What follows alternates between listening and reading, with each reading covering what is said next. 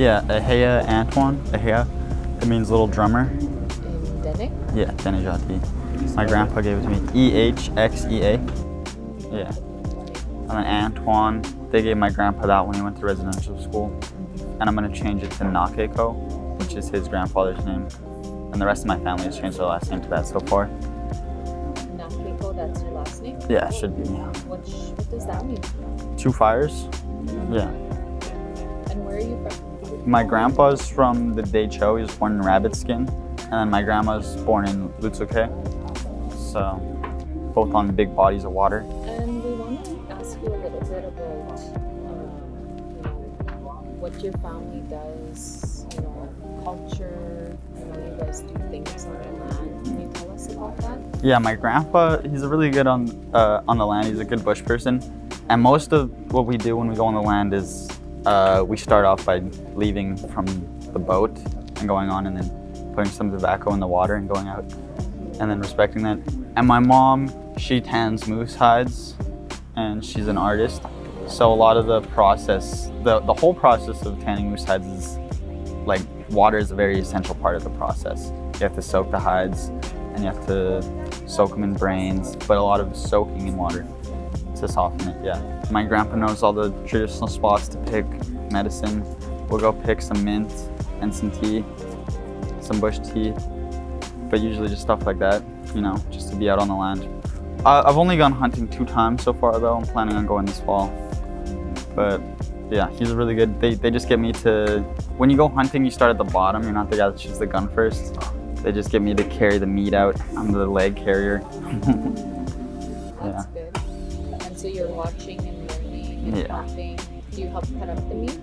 No, I'm just learning how to, because it's a very particular way of cutting the meat. If you cut a wrong thing, you might get some meat dirty. You have to be really careful around the stomach area to not get puncture any of the organs, get any of the acid on the meat. And then the area where you cut up the meat also has to be very clean. You have to put 3 layers of the pine tree, the spruce branches on the ground, and then that's where you can cut up the meat. Have you been inside of a canvas tent where they have that? Yep. And they weave it under each other? It's the same thing, yeah. And how do you guys haul the meat home? Just in big wet bags, like the big dry bags.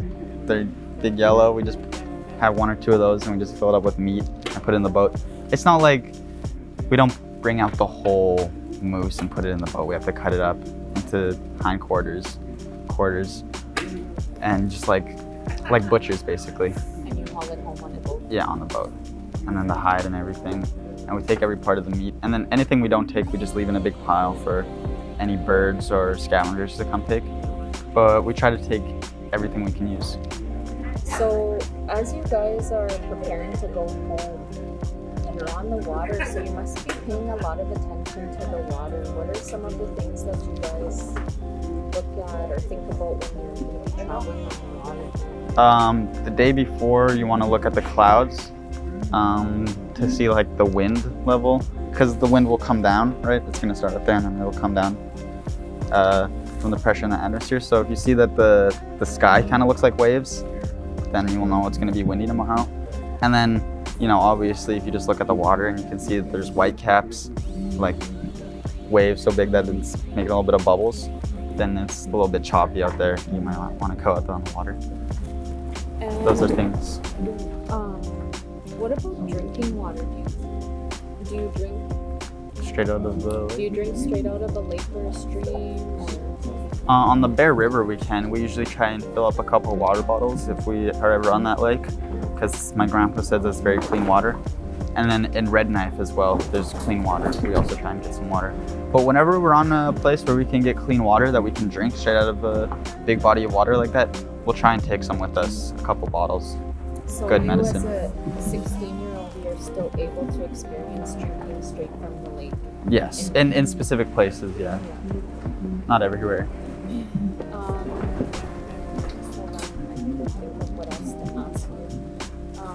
So what about language? Are you guys, because you obviously, like your elders speak the language. What language do you guys speak? So my Ehxea, my grandpa speaks Ehxea, and then my grandma speaks Slavey. Are you learning any of the language? I'm trying to pick up Ehxea right now. My plan is to pick up my grandpa's language first and then learn the other one from my grandma, maybe go up to Lutsuke. But I would like to have both of those dialects. And when you're spending time with your grandpa, does he try and talk to you in the language? He does, yeah, a lot. And then I'll just ask him what things mean. What does this mean? You know, how do you say the sun? How do you say bear? So it's just things, and then you keep asking him and you pick them up. And then it's very easy. It's a lot easier to pick up the language when you're on the land, because that's where it comes from. It comes from the land, and it's very connected. So when you're on the land, it comes to you more easily. That's what my family says. Do you think that you being on the land and having your grandpa and your mom teaching you, you know, how to tan moose hide and how to hunt, do you think that helps you to be more clear in your mind and make better choices? It does, yeah. It gives me an interesting perspective being on the land. They tell me, every native person every native kid is told to walk in two worlds. So I'm just learning how to do that.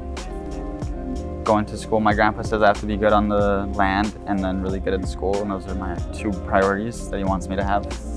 Do you have any concerns about the water? Because you guys drink water, you know, there's a lot of industries like mining and things like that.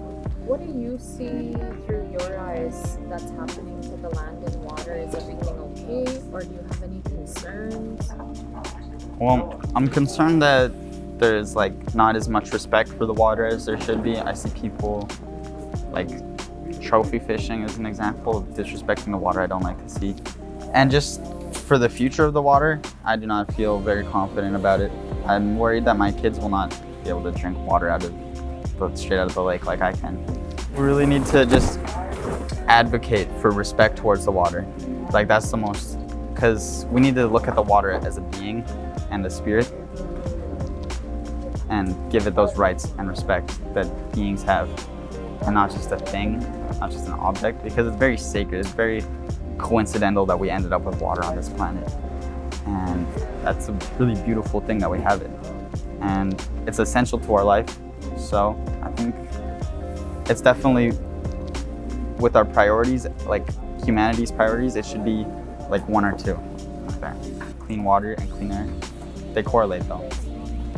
Like I will have to advocate for water, for clean drinking water, and just clean land in general up here. Just for my kids' sake, you know, I'm gonna feel a little bit guilty if I don't do that, and then my kids are gonna have to grow up with nasty drinking water.